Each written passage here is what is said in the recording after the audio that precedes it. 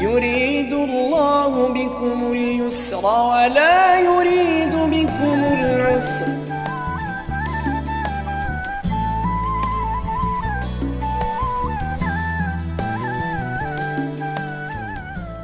بسم الله الرحمن الرحيم. الحمد لله رب العالمين، والصلاة والسلام على سيدنا وحبيبنا محمد وعلى آله وأصحابه أجمعين. مسلمانانی زۆر بەڕێز، بیسەران و بینەرانی زنجیرە باسی ئاسانتر لە مزگەوتی ڕێگەی بەهەشتەوە، سەلام و ڕەحمەتی خوای پەروەردگار لە هەموو لایەکمان بێت. لە کۆتایی مانگی پڕبەرەکەتی ڕەمەزان داین، هەم لە پێش ڕەمەزان و لە ناو ڕەمەزان و لە دوای ڕەمەزانیش شتێک کە لەگەڵماندایە و بەردەوامی ژیانمانە بریتیە لەو کار و پیشەی کە هەر یەکێک لە ئێمە لە ئێوەی بەڕێز هەتانە و هەمانە بژێوی ژیانمانی پێدابین دەکەین. گەڕان بە دوی ڕزق و ڕۆزی خوای پەروەردگاردا خوای گەورە زۆری پێخۆشە. لە قورئانی پیرۆزە دەفەرمێ: هو الذي جعل لكم الأرض ذلولا فامشوا في مناكبها وكلوا من رزقه وإليه النشور. سورة الملك آياتي 15.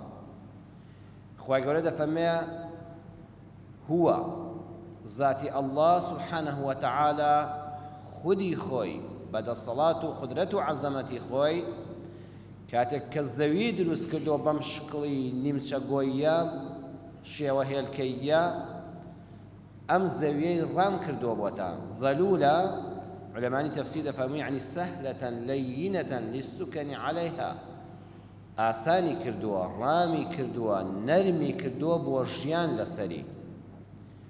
ئەگەر ئەو ئەرزەی جەنابمان هەمومان لەسەری دەژین، دیقەتی توێکڵەکەی بدە. ئەگەر ڕق و تند بوویایە، ئینسان نەیدەتوانی جووتی لەسەر بکە، نەیەتوانی دانەوێڵەی لەسەر بچێنێ، نەیەتوانی نەمامێک بنێژێ، هەمووی بەرد بوویایە. ئەگەر بێت و لەمەی ئێستا نەرمتر بوویایە، ئەم مزگەوتە ئەو بینایانەی کە خانووی جەنابتانە لەسەری نیشتەجێ نەدەبوو، هەمووی بە زەویا دەڕۆیشتە خوارەوە. خوای گەورە دەفەرمێ من زەویم بۆ ڕام کردوون، ئەی خەڵکینە دیقەت بدەن. زەویم وا دروست کردووە کە هەم بە خەڵکی بەدەستهێنانی بژێوی ژیان و دانەوێڵە و چاندن دێ، دار و درەخت و مەزرعە دێ، هەم بە خەڵکی بیناسازی دێ. ئەمجا خوا دەفەرمێ دامەنیشە لە ماڵەوە بە دوی ڕزق و ڕۆزی پەروەردگار تا بگەڕێ هەموو کونە و قوشبنەکانی زەوی، ئەترافەکانی زەوی بگەڕێ. ئەمجا وەکولوا من ریزقی، کە گەڕای بەسەر زەویدا خوش ڕزقت دەدا. بەڵام لەبیرت بێ وإليه النشور، ئەمە گرنگە. لە هەر شوێنێک کار دەکەی، هەر پیشەیەکت هەیە، بە هەر شێوازێک ڕزق و ڕۆزی خۆت بەدەست دێنی، ئاگا لێبێ ڕۆژێ دەچیتەوە بەردەستی خوا. ئاگا لێبێ ڕۆژێک پاداش لەسەر ئەم کار و کردەوە و مەعیشەت و کار و کەسابەتە دووەردەگری. و ئەگە باشیشت نەکرد بێ، غەشت تێدا کرد بێ، فێڵت کرد بێ، حەقی خۆی نەدا بێ، ئەوەش دڵنیا بە سزای خۆی هەیە. بۆیە بەڕێزان، کار و پیشە عەرزم کردن لە پێش ڕەمەزانەوە هەر هەمان بوو، لە ناو ڕەمەزان و کاتی ڕۆژوگرتنە هەر هەمانە، و لە دوای ڕەمەزانی و دوای جەژنیش هەر لەگەڵماندا دەمێنێتەوە. ئەو کار و پیشەیە سوپاسی خوای دەوێت. هەر کەسێک خوا ڕەحمی پێکرد ئیش و کارێکی هەبوو ڕۆژانە پێوەی خەریک بوو، وەڵڵاهی ئەبێ حەمد و سەنای خوای گەورەی لەسەر بکە. چونکە یەکەم بە کار و کەسابەتی ڕۆژانەمان خۆمان، خێزان و منداڵمان، میوانمان تێر دەکەین، لە سوڵ و پاڕانەوە لە دەستی خەڵکی بە دوور دەبین. دووەم، دەستی کاری ناو کۆمەڵگەین و کلێنێکمان لە ئاوەدانکردنەوەدا پڕ کردوێتەوە. ئەزانی ئینسان کە ئیش دەکا بەڕێزەکەم تۆ بیری لێ بکەوە، کە چوویتەوە ماڵەوە چەند ماندووی بیر بکەوە. ئەگەر خاوەنی ئیش و پیشەیەک بی، جا هەر پیشەیەک بێ، هەز بە مرتاحیەک دەکەی، هەز دەکەی لە ئاوەدانکردنەوەی ئەم کوردستانەدا، لە بنیادنانەوەی ئەم نیشتیمانەدا تۆ دەورێکت هەبووە، کلێنێکت پڕ کردوێتەوە، ئیشێکت کردووە. بەڵام ئەگەر بێکار بی، بەس خواردووتە، بەس چاوە لە دەستی خەڵکەوە بووە، هەستت کردو تۆ جێگەیەکن نییە، پێگەیەکن نییە، چەند ناڕەحەتە. بۆیە ئیشی هەر یەکێک لە ئێمە بەڕێزان کەم نییە، ئیشەکە پیرۆزە، هەز دەکەی لە ناخەوە مرتاحی. پێغەمبەری خوا صلی الله علیه وسلم ئاماژەی بەوە کرد هیچ کارێک بە سووق سیر مەکەن. لە حەدیثێکە کە متفقون عەلەیه و ئیمامی بوخاری بە ژمارە فەرموودەی 1470 جێڕاوێتەوە، ئیمام مسلمیش لە صحیحا هێناوێتی، سەرۆرمان صلى الله عليه وسلم فرموي لأن يحتطب أحدكم حزمة على ظهره خير له من أن يسأل أحدا فيعطيه أو يمنعه.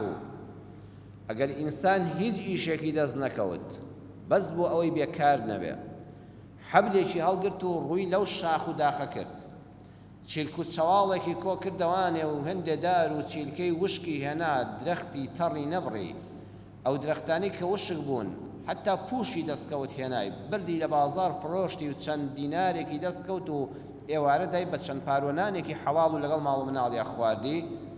ئەمە پیشەیەکی یعنی بچووکە ناڕەحەتە چیلکە فرۆشبی لە شاخە بە گوریس و بە حەبل چیلکەودار بێنی و پوش و پەڵاش لە بازارە بفرۆشتی، بەوە ژیانت دابینکەی. پێغەمبەری خوا صلی الله علیه وسلم فەرمووی ڕقت لەو ئیشە نەبێ، خۆت پێ سووک نەبێ، دڵت پێی خۆش بێ، بەخوا ئەوە زۆر باشترە لەوەی کە دانیشی و بێکاربی لە ماڵەوە چاوەڕێ بکەی ئێچە خێرێکت پێ بکە یان پێن نەکا، ناچاری سوال و پاڕانەوە لە خەڵک بی. سێمیان بەکارکردن ئینسان لە نەخۆشیە دەرونیەکان دەپارێزرێ. زانایانی بواری دەروونناسی دەفەرمون ئەو کەسانی کە تووشی نەخۆشی دەرونی دەبن زۆربەی ئەو کەسانن کە هەبوون کە دەوڵەمەندن کە تێرن لەسەر قەنەفەیەک پاڵی داوەتەوە بە دیار تەلەڤیزۆن و کۆنتڕۆڵێکی پێیە بە حەیاتی گەرمای هاوین نازانێت چی هەر هەوای سپلیتی بۆ دێ، لە زستانیشان نازانێت سەرمای دەرەوە چییە. ئەوانە مێشکیان 1001 خەتەر و خەیاڵی خراپی پێدادێ. بەڵام کرێکارێک کە لە بەیانیەوە ماندووە و ئەو هەتاوە هەمووی لێی دەدا و سەرمای زستانیشی بەردەکەوێت کەم وایە تووشی نەخۆشی دەرونی بێ، ئەوەندە مەشغوڵە، ئەوەندە فکری بەسەر ئیشەکەی مەشغوڵە، ئێوارەش لەشی ماندووە کە خەوە دنیایە خەوی خۆش دەبینێ مرتاحە. بۆیە یەکێک لە سوودەکانی کار و کەسابەت ئەوەیە لە نەخۆشیە دەرونی و نەفسیەکان خۆی گەورە دەتپارێزێ بەهۆی ئیش و کەسابەتەکەتەوە. پێغەمبەران خاوەن پیشە بوون، خەڵکانێک وا دەزانێت کەسانی دیندار نابێ ئیش بکەن. پێغەمبەران سەلامی خۆیان لەسەر بێ کە هەڵگری پەیامی خوا بوون و گەیەنەری دینی خوا بوون، هەموویان ئیشێکیان هەبووە. ئیمامی مسلم لە صحیحە بە ژمارە فەرموودەی 2379 بۆمان دەژێڕێتەوە لە پێغەمبەری خوا صلی الله عليه وسلم کە فەرموویەتی كان زكريا عليه السلام نجارا.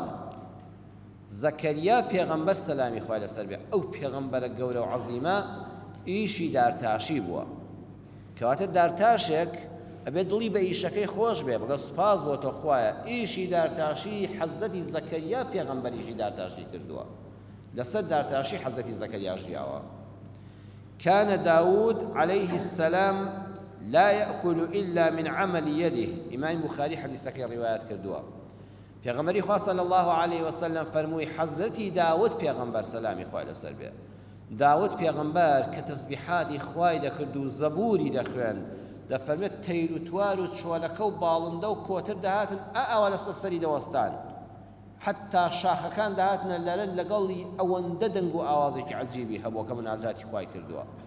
بەڵام ئەم پیاوە عەزیمە خوای گەورە موعجیزەی ئەوەی دابوویە ئاسن لە دەستیان نەرم دەبوو، ئەو پۆڵە ئاسنە بەبێ ئەوەی بیخاتە کوورەوە کە دەستی لێدا بە دەستی وەکو هەویری لێ دەهات. حەزەتی داود ئاسنگەر بووە.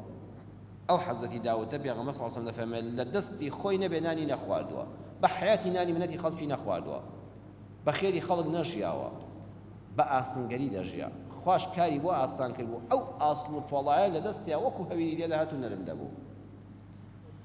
حەزەتی یوسف پێغەمبەر سەلامی خوای لەسەر بێ وەزیر بووە، کەواتە کار و پیشە جاریوای ئیداریە.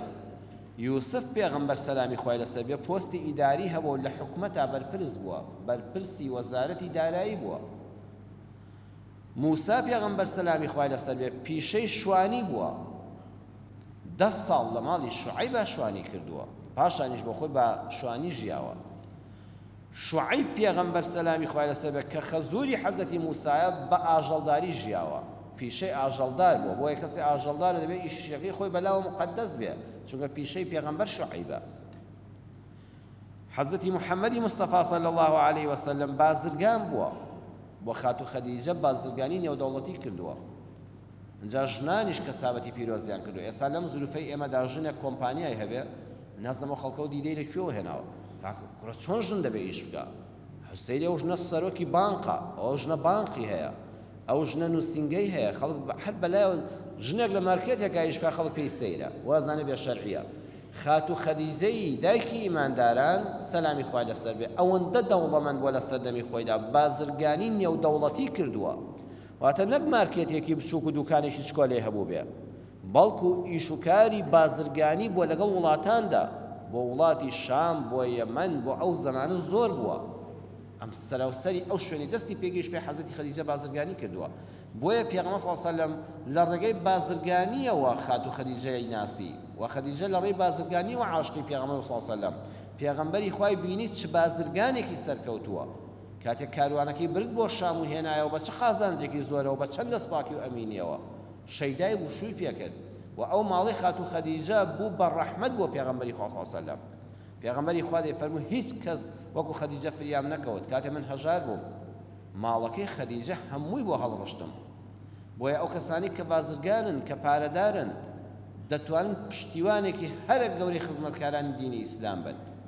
ئیمامی شافعی جارشکەوە بزانم عەرزم کردن هەر لەم شوێنەوە ئیمامی شافعی دەفەرمێ من کە هەموو عیلمم بڵاو کردەوە قەرزاری یەک کەسم ئەویش کابرایەکی بازرگانە هەموو جارە پێی دەوتم شافعی محەممەدی کوڕی ئیدریس من خوێندەواریم نییە من خوێندەواریم نییە و ناتوانم دوو کەلیمەی قسە خێر بۆ خەڵک بکەم و دوو دێڕ بنووسم بەڵام لە بازرگانی و پارەدا زۆر سەرکەوتوم هەموو سەروەتەکەمت دەخەمە خزمەتەوە تۆ خەریکی عیلم بە من خەریکی کەسابەت دەبم. ئیمامی شافعی فەرمووی لە قیامەتە هەردووکمان وەکو یەکین ئەو پیاوە تا ئێستا کەس نازانە ناوی چییە تا ئێستا کەلیمەیەکی بە خەڵک نەوتوە دێڕێکی نەنووسیوە بەڵام فەرمووی سەروەتەکەی ئەو لە خزمەتی مندا بوو منی یەکلایی کردەوە بۆی کە خزمەتی عیلم و شەریعەت بکەم. بەڵێ پێغەمبەری خوا صلی الله علیه وسلم بازرگانی کرد بە ماڵی خاتو خەدیجەوە کەواتە ئەگە ئافرەتێک ڕئیسی بانقێک بێ بازرگانێکی نێودەوڵەتی بێ شەریکە و کۆمپانیای هەبێ خەڵک نابێ وا بزانێ ئاخر زەمانە بەخوا کاکە ئاخری زەمانە کوڕەش ژن لە بازاڕە کاسبیەکە نەخێت ئەوە لە سەرەتای ئیسلامی ئەمەدا ئەوە هەبووە و پێغەمبەر صلی الله علیه وسلم تەصدیقی کردو و سوودی لەبینیوە. ئێمە ژنمان هەبووە شیفای کچی عەبدوڵڵا لە سەردەمی ئیمامی عومەرە ئیمامی عومەر بەو توندی خۆیەوە لەسەر مەسەیلە ئەخلاقیەکان شیفا ڕئیسی شارەوانی شاری مەدینە بووە ئێستا مدیر شارەوانی ئافرەت بینیوە بەسە زمانە ئەندازیارە بۆتە مدیری شارەوانی خەڵک پێی سەیرە کاکەوە پیاو نەماوە لە وڵاتەدا. ئیمامی عومەر لە سەردەمی خۆیدا کاروباری ئیداری دەدادە ژنان ڕئیسی شارەوانی هەموو شاری مەدینە ئافرەتێک بووە شیفای کچی عەبدوڵڵا بووە لە سەردەمی ئیمامی عومەر و لە حوکمڕانی ئەودا. حەزرەتی ئیدریس پێغەمبەر سەلامی خوای لەسەر بێ بازرگین بەرگ دروو بووە خەیات بووە کەواتە کابرایەکی خەیات کە جلوبەرگی جوانمان بۆ دەدورێ پیشەی زاتێک کە حەزرەتی ئیدریس پێغەمبەرە سەلامی خوای لەسەر بێ هەڵی گرتووە دڵی بێ ئیشەکەت خۆش بێ. ئیمامی عومەر دەیفەرموو ئینی ئەڕە الرەجولە فەیوعجبنی شکله کاتێ پیاوێک دەبینم کەسێک دەبینم بە شکڵ و شێوە سەرسامم پێی بە ئینسانێکی زۆر مەرد و پیاو دێتە بەرچاوم فإذا سألت عنه فقيل لي لا عمل له سقط من عيني كلي دەپرسم ئەرێکاکە بە چیەوە خەریکی والله ئیمامی عومەر بەو خوای هەرچی ئیش و کابێن نیمە والله ئەوا شلشل لە سۆڕێنەوە دەفەرمێ یەکسەر لەبەر چاوم دەکەوت یەکسەر ئەو ئینسانە لەبەر چاوم دەکەوت و هەیبەتی نەدەما حەزم نەدەکرد هیچ کات ببینم کەسێ بێ ئیشە. جا بەڕێزان ئیشکردن هەروە ئاسان نییە ها ئەوانەی فێری سوال بوون قەت بۆیان تەرک ناکرێگە ملیۆنەریش بن چونکە عەرەق ناڕێژن ئاسان پارەی دێتە دەست و بە حیلەوە بەوانە بەڵام کەسابەت قورسە پارە پەیداکردن بە ڕەنجی شان قورسە بەڵام ئێمە لە زنجیرە باسی ئاسانترە هەموو بابەتەکانمان لەسەر ئەو بوو قورسەکان ئاسان بکەین چۆن وا بکەین ئیش و کارەکەی خۆمان ئاسان بێ ئەم قورسە بە چی ئاسان دەبێ گوێ لەم خاڵانە بگرن. یەکەم کاسبکاری بەڕێز هەر ئیش و کارێکت هەیە لە پۆستی حکومی دای هەتا شوانێک تا فەلاحێک تا حەماڵێک تا مامۆستایەکی قوتابخانەی بەڕێز و مامۆستامان تا پزیشکێک تا پارێزەرێک تا ئەندازیارێک تا مامۆستایەکی مزگەوت بۆ ئەوەی ئیشەکەت کە قورسە هیچ ئیشێک بێ بەم بێ مشەقەت نییە بێ سەرێشە نییە بێماندووبوون نییە، بێشەونخونی نییە. بۆ ئەوەی ئاسان بێ یەکەم خاڵ گرنگە شەیدای کارەکەت بە. شەیدایی ئەوەیە کە سەرسام بیت بە ئیشەکەی خۆت، بە شێوەیەک ئەو ئیشەی دەیکەیت کرۆکی هەستکردن بە خۆت بێت. جالەبەر ئەوە دوای ئەو کارە بکەوە کە دڵت ئاماژەی بۆ دەکات، وا بکە خۆت و ئیشەکەت ببنێ یەک قەوارە و چیان. بزانە دڵت حەزی بەو ئیشە هەیە، بەدووی ئەو ئیشە بکەوە کە دڵت دەیخوازێ، حەزی پێیەتی. دووەم بۆ ئەوەی کار ئاسانیت بۆ بکرێ و ئیشی قرست بۆ ئاسان بێ، عاشقی کارەکەت بە. ها کابرایەک کوڕێک عاشقی کچێکە، بەخوا لەسەر ڕێی مەکتەبی کچان 5 ساعت بە پێوە ڕاوەستەوە زانە 2 دقەیە، باز 2 دقە چای پێ بکەوێ، ئەوە عاشق بوونە. ئەڵە کابرا نامەیەکی بۆ هاتوو گەنجێک لە خۆشەویستەکەیەوە، زەمانی قەدیمە مەبەستەوە کاتێک کە فەیسبوک و موبایل و شتیوان نەبوو. دەگوت لەوانەیە 3000 جارم خوێنبێتەوە، ئاخرجا کە دەیخوێنەوە زان بە حیاتی نەمخوێندێتەوە. ئەوە عاشق بوونە. عاشق بوون وا لێ دەکات تۆ ماندووبوون ناناسی. عاشق بوونی کاریش زۆر زەرورە. کاتێک کەسێ عاشقی کار و پیشەکەی دەبێت، ئیدی کار و پیشەکەی بەکار هەژمار ناکە، بەڵکو بە خۆشگوزەرانی و جۆرێک لە ڕابواردن و پشودانی دەزانێت. وەڵی کرێکاری وا هەیە یەک ڕۆژ نەچێتە سەریش نەخۆش دەبێت، بلۆک دەکێشێت تا ئێوارە، کەچی گۆرانی و حەیرانی لەگەڵا دەڵێ بەلای ئەوە کەیف و سەیرانە، ئەگەر نەچێ نەخۆش دەبێت، عەشقی ئیشەکەیەتی. ئەو هەموو قرسێ بەلای ئەوە ڕابواردن و گەشتە. دانیشە خۆریە شڕەیەکی هێناوە و دووسچی کەوداری ژێر دەدا و چای بۆ لێ دەنێ، شپ پاشا و سەرکردەیە بەقەدر ئەوە مرتاحە، لەزەتی لێ دەبینێ، شەیدای کارەکەیەتی. ئەها دەبینن پێغەمبەری خوا صلی الله علیه وسلم باسی ئەو پیاوەمان بۆ دەجێڕێتەوە کە جارێک دەچێتە خزمەتی پیاوە صلی الله علیه وسلم باسی خۆشی بەهەشتی بۆ دەکردن. دانیشتبوو سەحابەکان کە ئیشەڵڵا ئێوەی بەڕێز کە ئەهلی مزگەوتن کە بیسەر و بینەری ئەم وتارانن، میلادگری سەحابەکانی پێغەمبەرن صلی الله علیه وسلم.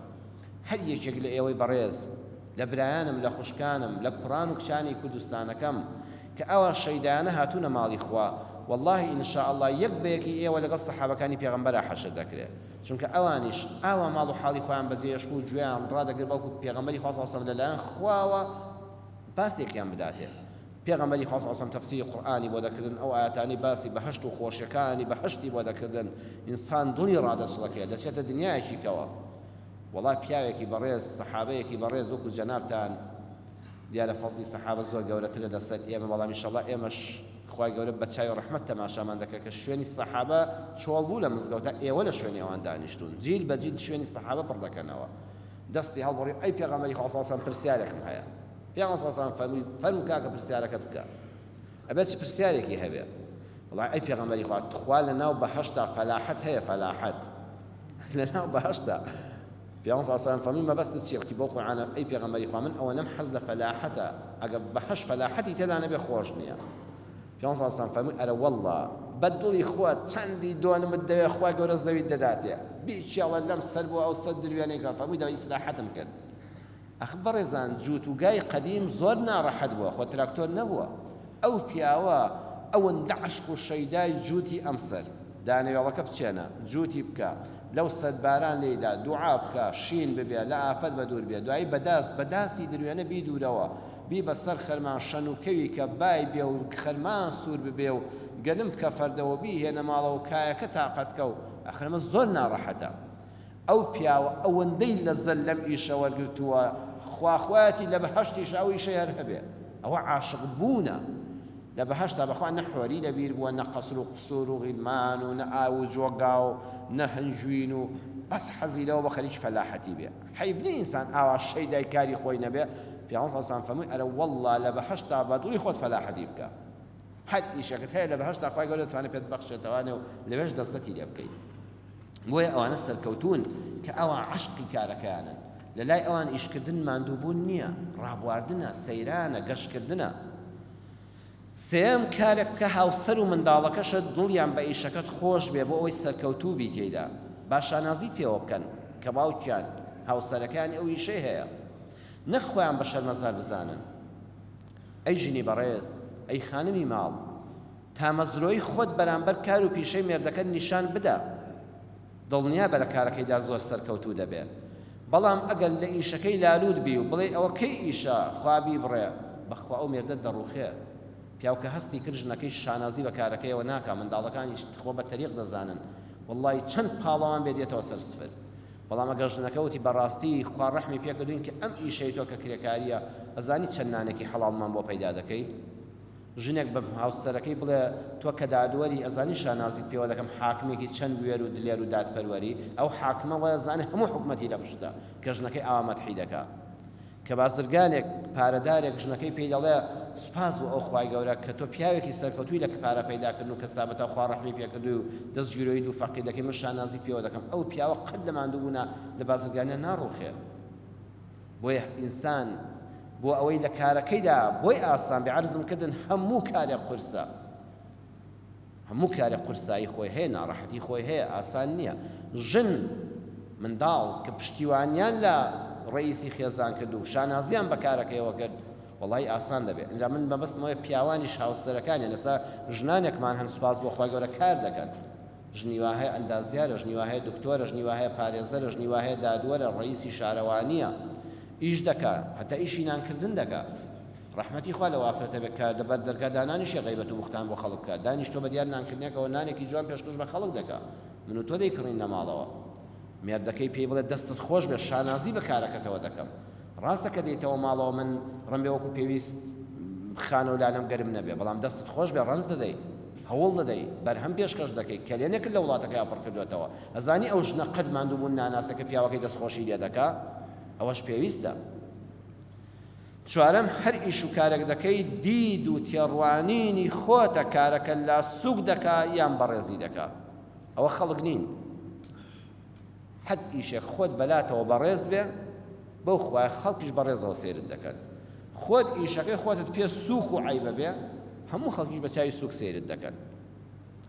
بەڕێزان سەرنجی ئەم بەسەر هاتەوە واقعیە بدەن منداڵێک لە مەکتەب دەچێتەوە مێرد منداڵەکە هەست بە شت دەکات تەواو لە دنیا خەریکە حاڵی دەبێت دڵی پڕە و چای پڕ لە فرمێسکە باوکە ژیرەکەی پێ دەڵێ ڕۆڵە گیان مناڵ شەڕیان لەگەڵا کردووی مامۆستا لێت تۆڕە بووە ئەڵێ نەوەڵە باوە گیان هیچ نەبوو باوڵە کوڕم تۆ قوڵپی گریان ئا لە ئێرە تایە چاوت قەتیز بۆ لە فرمێسکە ئیلا شتێک لە دڵتایە ڕۆڵە بۆ نایڵێ من وەکو هاوڕێیەک گوێ لێ دەگرم ئەڵێ باوە گیان ڕۆژۆ بەخۆم ئاشکامەوە ئەڵێ بۆ ڕۆڵە گیان وتی وەڵا باوکی جا مامۆستا پرسیاری لێکردین یەک لە سەری ڕیزەکەەوە پێدا هات باوکی تۆ ئیشی چیە وتی باوکم دکتۆرێکی وتی باوکم پارێزەرێکی وتی باوکم مامۆستای ئاینەیەکی باوکی مامۆستای قوتابخانەیە یەکێ باوکی وەستا و بینای کاشی و دیوارە من وتم باوکم ئیشی کەناسە شەقامەکان پادەکاتەوە ئیشی کەناسی دەکات جادە پادەکاتەوە هەموو مناڵەکان و مامۆستا پێکەنین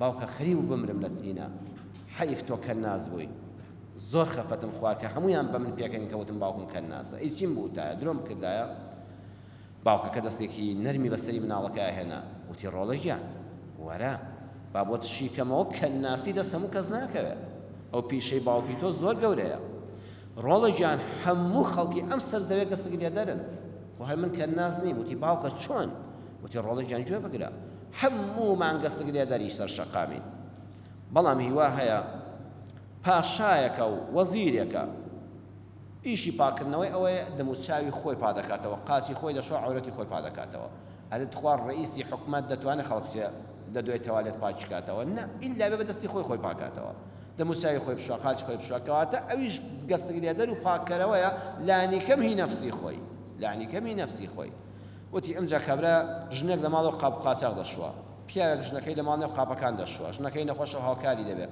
یەکاکەویشە پیسی لا ناکاتەوە لە قاپەکان ئەوی دەست دەکات بە ئاو بە سابوون پیسی لێ دەکاتەوە ئەویش گەسک دەرە ئەی گەسکی ماڵی خۆت نادەی هۆش گەسک دەرە دکتۆرێک لوێیەکی پیس لە ناو جەستەی لە خۆشەکایە ئەوەنی بەو هەموو نەشتەرگەریە دەست دەکاتە ئەو هەموو خوێن و پیسیەوە دەری دێنێ ئەرێ پاکەرەوە نیە کاکە پیسی پاکردەوە لوێشی ژەهراوی کردە دەرەوە دکتۆری دانێکی پڕ لە شێم و جەراعەت و بۆگەنی کلۆر بۆ لە ناودەماوی دەستی تێدەکا و دەمامێکی کردو لە بە بۆگەنی دانەکە و ناودەمی دەستی پێدا دەکا ئەو پیسێ دێنێتە دەرەوە ئەرە پیسی پا ناکاتەوە با دکتۆری دانیش بێ مامۆستایەک لە مەکتەب پۆخڵەواتی نەزانی دەرونی منداڵەکانمان پادەکاتەوە مەلای مزگەوتیشی چییە؟ پۆخڵەواتی شیرک و خوڕافیات و ڕق و قین و گرانی ئاین لەسەر خەڵکی لا دەبا. ئیشی ئێمە چییە؟ ئەو گەسک لەو خوڕافیاتە دەین، لەو نوشتە و سیحر و جادووی کە خەڵکی پێ خەڵەتاوڵی خەڵکینەوە درۆیە، خەڵکینە پشت بەخوا بەستن. ئیشی منی مامۆستای مزگەوتیش گەسک لێدانی عەقیدە و بیر و باوەڕی پۆخڵەواتی خەڵکە و دانانی تەوحیدە لە شوێنەکەی.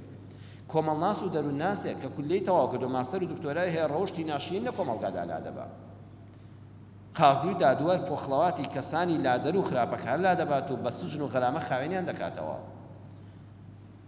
کەواتە هەموو مرۆڤەکان گەسک دەروکەن ناسن، بەڵام جیاوازیانەوەیە خەڵکی وایە پیسی لەشی خۆی لا دەبا، هی وایە هی ماڵی خۆی، هەی ئۆفیسەکەی خۆی نووسینگەکەی خۆی، هەی شەریکەکەی خۆی. بەڵام من لە هەمووان گەورەترم، منی ماڵی خۆشمان، بەردەرکی خۆشمان، گەڕەکەکەی خۆشمان و شارەکەی خۆشمان پادەکەمەوە. کەواتە من لە هەموویان بەڕێزترم. ڕۆڵەی گیان شانازیم پێوە بکە. ئەو کەسەی هەر ئیشی خۆی دەکا بەڕێزە لای خوا و خەڵکیان، ئەوەی کەسەی ئیشی خەڵکیش دەکا. وتی وەڵا باوەجان وەکی ئیشی خەڵکیش دەکا. وتی دەی باوکی تۆ ئیشی گەسکدەری هەموو شارەکەی داستۆیە. وتی ڕۆڵەژیان ئەگەر ئەو خەڵکانە ماڵێکیان داخرێ و یەکێکیان بمرێ زبڵی کەمتر دەکەوێتە سەر شەقە. بەڵام ئەگەر من ڕۆژێک دوو ڕۆژ دیار نەبم بزانە خەڵک ژێر زبڵ دەکەوێت، هەر وڵات دەبێتە بۆ گەلی. کەواتە ئەگەر من نەبم خەڵک لێ دەقەوم، ئەگەر ئەو خەڵکانە نەبن ژینگە ئیسراحەت دەکا. کەممان بەڕێزترین. من گەسک دەرم باری خەڵکی سوک دەکەم، شەقامەکان خاوێن دەکەمەوە، بە دەرگاکان خاوێن دەکەمەوە، سەرلەی زبڵەکاندا دەبم. بەڵام خەڵک شەقامەکان بار پرس دەکات، دەبەکان فڕێ دەدا. تخواکانمان بەڕێزترین. وتی وڵا باوکە جان تۆ. وتی ڕۆڵە من گەسک دەرم سێ هاوڕێم هەیە. وتی بابەجان هاوڕەکانت چێن؟ وتی ڕۆڵە خۆر بەیانیان تیشکی زێڕینی دێتە دەرەوە، بە تیشکی خۆر ئەزانی چی میکرۆبێک لەناو دەبا؟ گەسک لە وڵات دەدا. وتی خۆر هاوڕێی یەکەممە، ئەو هاوڕێی دووەممە، ئەو پیسەکان دەشواتەوە، با هاوڕێی سێممە، باش دێ هەورەکان لە یەک دەدا و دەموچاوی ئاسمان دەشوە. ڕۆڵە من سێ هاوڕێی خۆشەویستم هەیە، خۆر، با، ئاو. بەڵام خۆزگە ڕۆڵە گیان من یەک دەسەڵاتم هەبوویایە، دڵی هەندێک خەڵکیشم پێ گەسک بدرایە، دڵی هەندێک خەڵکم گەسک بدرایە و ئاوێکم پێدا کردایە و فڵچەیەکم لێدایە کە زۆر خۆیان بە گەورە دەزانن. ناوسکیانی یەک تەنە کە زڵ و پیسی تێدایە کەسی تەکەبور بەسەر خەڵکا لێدا. خۆزگە ناوسکی ئەوانیشم بۆ ماڵیایە. کوڕەکە دەستی باوکی ماچ کرد و وتی بابەجان تۆ زۆر گەورەی. ئەم جارە گە مامۆستا لێ پرسیم بە شانازیەوە دەڵم باوکم گەسک لێ دەروکەن ناسە. چاون لێ بەڕێزم، ئەگە ئیشەکەی خۆت شانازی پێوە بکەی زۆر گەورەیە. ئەگە خۆشت پێ فەقیر حاڵ و کزۆڵ بێ و بە تەریقیەوە باسی بکەی کەواتە ئیشەکەت پوچە. بۆیە شانازی بە ئیشەکەتەوە کە هەر ئیشەکت هەیە وچانێ سوڵ لە دەستی خەڵک ناکەی. بەخوا هەر یەکێک لە ئێوەی بەڕێز کە ئیشێکتان هەیە یەک ڕۆژ ئیشەکەی تۆ دەکەی شوێنەکەت دیارە. ئەو کەلێنە دەوام مۆزەفێک نەچێتە دایرە ئیشی من تۆ مەحتەلە. ئیشی کەس کەم نییە، ئیشی هەمومان تەواوکەری یەکترە. خاڵی پێنجەم بۆ ئەوەی ئیشەکەت ئاسان بێ، خۆشترین ئیش و ناخۆشترین ئیش خۆت دیاری دەکەی بۆ خۆت. چۆن؟ مامۆستایەکی بەڕێز خوێندەوار بەڵێ لەگەڵ سایق تەکسیەکە سوار بووم. لەناو تەکسیا زۆر لەمە قاڵومەی مناقەشات و قسە و دادەمەزرێ و ڕێگاکەش دوور بوو. سایق تەکسی کتی مامۆستا کابرا کوتی لەگەڵ ئیشەکەت چۆنی؟ وتی وەڵڵای قوربان ئەم ئیشەی من دوو ڕووی هەیە، با ئەم ڕوویانت بۆ باس بکەم. هیچ ئیشێک نییە لە دنیادا لە سایقی تەکسی خۆشتر بێ. کابرای سایق تەکسی بە مامۆستا خوێندەوارەکەی واگوت. وتی چۆن؟ وتی مامۆستا سایق تەکسی خاڵی یەکەم ئازادە، ئیش بکەی یان نا. شەو ئیش دەکەم، ڕۆژ ئیش حەزەکەی ڕۆژی هەر دەخەوم، بە شەو ئیش دەکەم، حەزەکەی شەو زوو دەخەوم و بەیانیان ئیش دەکەم. بە کام شەقامدا بڕۆم ئارەزووی خۆمە، کەس مافیەوەی نەبووە بێدا بڕۆیان بێدا مەڕۆ. کەواتە خاڵی یەکەم ئازادیەکەم لە هەموو شتێک گرنگترە. دووەم بەردەوام مرۆڤی تازە و جیاواز دەبینم، قسەی جیاواز دەبیستم، چیرۆکی جیاواز لەو خەڵکانی کە سەرنشینن دەبیستم. سێم هەر کەسێکم بەدڵ نەبوو، شکڵیم بەدڵ نەبوو، دەستیشم بۆڕاگرێ سواری ناکەم، خۆتەقەم لێ ناکە. یەکێک لە خۆشیەکانی ئەویش ئەوەیە. چوارەم کاتی دەوام بەدەست خۆمە، نە مدیرم هەیە، نە مۆڵەتی کەسم دەوێ، حەزم لێ بەدەستمە سەر ئیش، حەزم لێ بێ ناچم، خۆ مۆزەفی دایرە نیم هەژ لەوێ نەبم غیا بدرێم، ئەوە لە هەمووی خۆشتر. پێنجەم ڕادیۆ دەکەمەوە، تەسجیل دەکەمەوە، چێم گوێ لێ بێ و پێم خۆش بێ ئەوە گوێ لێ ڕادەگرم. شەشەم هەموو شوێنێکی شار دەزانم، ئیوا هەیە باب و باپیری لەم شارەدا بۆ نیوەی شاری هەولێر شارەزانێت تەکسیەک دەزانێت چ کنوکە لەبەرێک دایرەیەک ماڵێک مزگەوتێک لەکوێدایە تێوە گەورەیە من بەوەی ئەم تەکسیە و سایقیەوە فێری ئەو هەموو کەلێن و کولانی شارەکەم بووم هەمووی شارەزا بووم فێری شوێنێک شارێک بۆ شارێکی کەم بووم بەوەی سایقی تەکسیەوە وتی کەواتە مامۆستا شۆفێری تەکسی خۆشترین ئیشە لەسەر زەویدا وتی ئەی ڕۆکەیتر هیچ ئیشێک نییە خراپتر بێ لە سایقی تەکسی لەسەر زەویدا وتی چۆن وتی لەبەر ئەوەی یەکەم دەبێ هەموو ڕۆژێ ئیش بکەیت وەرە دوو ڕۆژ تەکسیەکەت مەجێڕە بەخوا بێتەوە دیارە ژیرفان خاڵیە ناکرێ مردوم لێ بمرێ شەکرا و خواردنەوە هەبێ زستان و هاوین بێ بەستەڵەق و گەرما بێ دەبێ من ئیلا لەسەر شەقامم دوو ڕۆژ ئیش نەکەم ژیرفانم خاڵیە چونکە ڕۆژانە پارە پەیدا دەکەم کەواتە زۆر ناڕەحەتە پشوم نییە ئەو تا فەقیرە سایق تەکسی بەیانی جێژ لەسەرێکەوە لە نەقلیات حازرە لەسەر شەقام دەسوڕێتەوە کە خەڵک جێژنە پیرۆزە دەکات وایە ئیشەکەی وایە معیشەتی ژیانەکەی ئەو ڕۆژە نەچێ ماڵ منداڵەکەی محتاج دەبێت جاریوا تەکسیەکەی ئیخۆی نییە سایقی خەڵکە وتی زۆر ناخۆشە دووەم لە بەیانیەوە تا شەو کلاج ئیستۆپ وەلەو بڕۆل لە ناو شەقامی وادا 2 سەعاتم پێ چۆ تا لە قەڵباڵێک دەرچوم ئێوارە کە دێمەوە هەرچی لەشم هەیە ئازاری هەیە بە تایبەتی پشتم ئەژنۆم دەستم ئای کە ناخۆشە سێم تووشی تاسەیەکی بەرز و چاڵێکی قوڵ دەبم ئەم جاوەرە بچۆ بۆ لای فیتەر و گرانی پارچە و ئەوەی بە یەک مانگ لەسەر یەکمدا نابوو بە یەک تاسەدام ناوەتەوە ئەوە سێگەم ڕەنج بە خەسار بووم خەلمانم سووتا چوارەم کەوتنە تەڵەی کامێرای مرورەوە و هەڵتەکانی گیرفانم یەک مانگ پارەم کۆ کردێتەوە یەک کامێرە دەمگرێ غەرامە هەمووی دادێنێتەوە ئای چیشێکی ناخۆشە دایمە لەی دوژمنم بەرامبەرە پێنجەم جۆرە ها مرۆڤ سەر دەکەوێت ئەوەی لەگەڵ من سەر کەوتووە لە 1990 ناڕازیە لە ژیانی خۆی ناڕازیە لە خەڵکی ناڕازیە لە حکومەت ناڕازیە لە دەوڵەت ناڕازیە لە کاربەدەست ناڕازیە حد ئاخر ڕاز دەکات چونکە خەڵکی دەوڵەمەند هەموو بەسایی تایبەتی خۆی دەگەڕێت ئەوەی کە لەگەڵ تەکسیە کەس نابینی ئیلا گلەیەکی هەیە مشکلەیەکی هەیە بۆ سایق تەکسیەکەی باز دەکات وتی من ڕۆژ تایوارم مشکم چوو بە گلەیی خەڵکەوە کەسم نەدی بێ ڕازی بێ هەمووی ناڕازیە هەر یەکە گرفتاریەکی هەیە کابرا لە دایرە هاتوتەوە ئیشەکەی باش بۆ نەکراوە سایق تەکسیەکەی بۆ ڕادەگرێت 1000 قسە بە حکومەت دەڵێ ئەڵێ گەندەڵە وایە ئەومە یەکیشی بۆ نەکراوە کەس هێشکە فەقیرە نەخۆشی بردووە و عادە بەرناکەوێت کە دێتەوە لە سایق تەکسی ئەم سەراوسە بۆی دەجێڕێتەوە وتی من بەس گلەیی دەبیستم توخوا ئیش هەیە لەمە ناخۆشتر بێ قەت قسەیەکی خێر نابیستم شەشەم جاری وا هەیە لەسەر 1000 دینار تووشی شەڕ بووم لەگەڵ کابرای مشتریدا بردوونی بۆ فڵان شوێن ئەڵێم کاکە 500 دەکەوە وەڵڵا زۆرە 3000 دەدەم هەتا 1000 کەی لێ دەستێنم قیلی ڕەش سوی دەبێت تخواوە ئیشە بۆ 1000 دینار ئەوەندە پاڕێمەوە هەر نەفەرەی داوای شتێکم لێ دەکات یەکێڵە کاکەوە بۆ ناخێ سەر قورئانێک یەکێڵە بزانە وتاری مامۆستا فڵان کەس نییە یەکێڵە کاکە دە گۆرانێکی بخەسەر یەکێڵە ئەو گۆرانەی خاوە سەریعی کە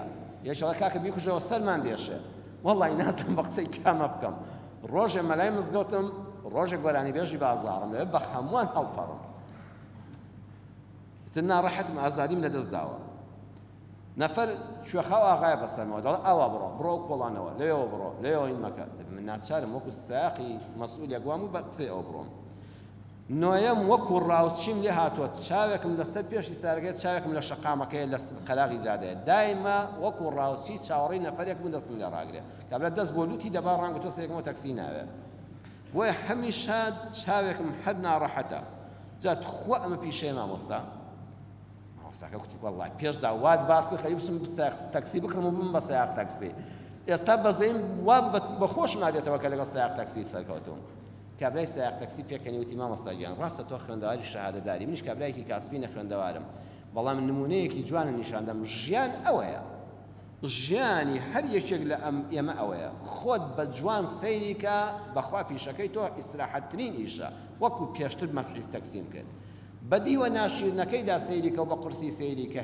هیچ ئیشێک نێ لە ئیشەکەی تۆ قورستر و ناڕەحەتتر بێ وە دایمە تۆ بە گەشتبینی سەیری کە دیوی یەکەمی لێکدەوە سەیری دیوە ناڕەحەتەکەی مەکە ئینە دەبێت ئیشەکەشت هەر بکەیت دەرونیشت ماندووە خۆشت بەرچاو دەکەوێت لە خۆت وەڕز دەبی کۆتا خاڵ و ئاخر دێڵ کە بێڵێمەوەیە خاڵی شەشەم مەرج نییە هەمیشە ئیش بکەیت بۆ ئەوی نوێ ببیەوە بۆ ئەوی ئاسان بێ ئیشەکەت جارجارێک پشوو بدە بە پشودان خۆت نوێ بکەوە شەرنی ئینسان هەمیشە کار بکە پشودانیش ضرورە بۆیە خوای گەورە ئەمە جێژنانی داناوە مناسبەتەکانی داناوە جومعەنیش ڕەن بێ ئیشی بەعین ئینسان هەر ئیش بکە بەڵام پشوویەکی دەرونیەدا لە مزگەوتە بۆیە هاتنی جەنابەت بۆ مزگەوت لە ڕۆژە هەندێک ئیش و کارت دوا دەکەوێت بۆ هۆی ڕەمەزانەوە وا مەزانە لە کار و کەسابەت دواکەوتووی ئەو پشودانەش نوێبوونەوەیە تازەبوونەوەیە ئاسانبوونەوەی ئیشەکەتە یا ڕەبی خوای پەروەردگار لێت دەپاڕێنەوە بەرەکەت بخەیە ئیش و کارمانەوە خوای بمان پارێزی لەوەی کە ڕۆژگارێکی ژیانمان بێ ئیش و کار بین خوای هەمیشە ئیشی حەڵاڵ و پاک و پوختمان بەنسیب بکەی هەر ئیشێکیش دەبێتە پیشەی ژیانمان خوای بۆمان ئاسان کەی لە دڵ و دەروونماندا شیرینێکەی یا ڕەبی خوای پەروەردگار بەرەکەت بخەیە کار و کەسابەتی هەموو کاسبکارێکەوە لەشی هەموو خاوەن ئیشێک ساخکەی خوای جان وڵاتی کوردستان و کوردەواریمان پڕکەی لە خێر و بەرەکەت لە ئیشی فەلاحێک و جوتیارێکەوە تا ئاژەڵدارێک و کاربەدەستەیەک یا ڕەبی خوای خۆت پشتیوانی بکەی بۆ ئاسانکەی و بەرەکەتداریکەی ئەوەی نەخۆشە کاسبکار بوو بەهۆی نەخۆشیەوە لە کار و کەسابەتدا بڕاوە یا ڕەبی خوای شیفای بدەی بەلەشی ساغەوە بچێتەوە سەر ئیش و کارەکەی خۆی یا ڕەبی خوای پەروەردگار ئەوانەی ئیش و کارەکەیان لە هەمووانمان پیرۆسترە کە ئیشی عیلم و زانستە مامۆستایانی بەڕێز خوێندکار و قوتابی خۆشەویستەکانمان یا ڕەبی خوای کاریان بۆ ئاسانکەی خوای جان خوێندکارەکانمان لە کۆتایی ئیمتیحانەکاندان یا ڕەبی خوای ناجیح و سەرکەوتویان کەی ڕەحم بە مامۆستاکانیان بکەی و کاری ئەوانیش ئاسانکەی عاقبەتی هەموو لایەکمان بەخێر بجێڕی آمين آمين والحمد لله رب العالمين يريد الله بكم اليسر ولا يريد بكم العسر